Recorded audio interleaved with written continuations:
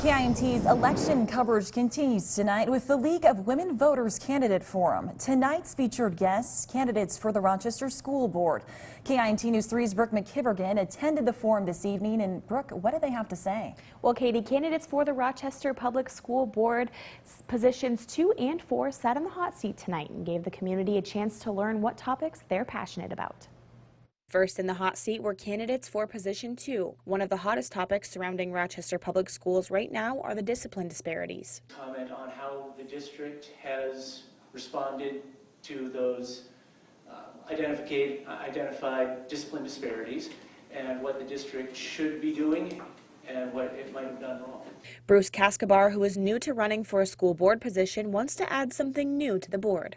Part of the response was to give teachers sensitivity training, or whatever it was they called it, and another was to change rules so that discipline now seems to be 2/3 less of a problem than it used to be, which is complete and utter nonsense. They're sweeping it under the rug.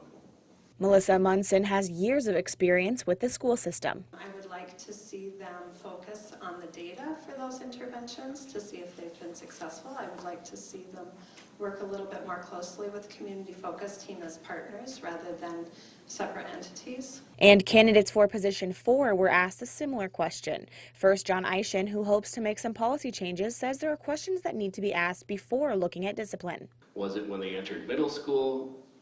Was it when they entered high school?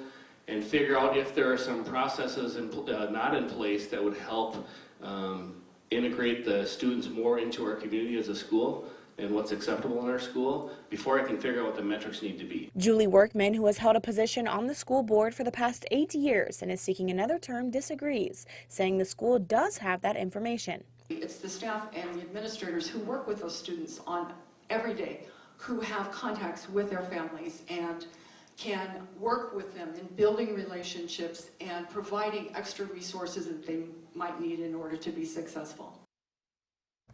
The other 2 school district races were supposed to happen tomorrow, but because of the president's visit, have been rescheduled for October 7th. All right, thank you, Brooke. And that forum on the 7th for positions 5 and 6 will be at the Rochester Public Library starting at 2 o'clock. One area hospital is stepping up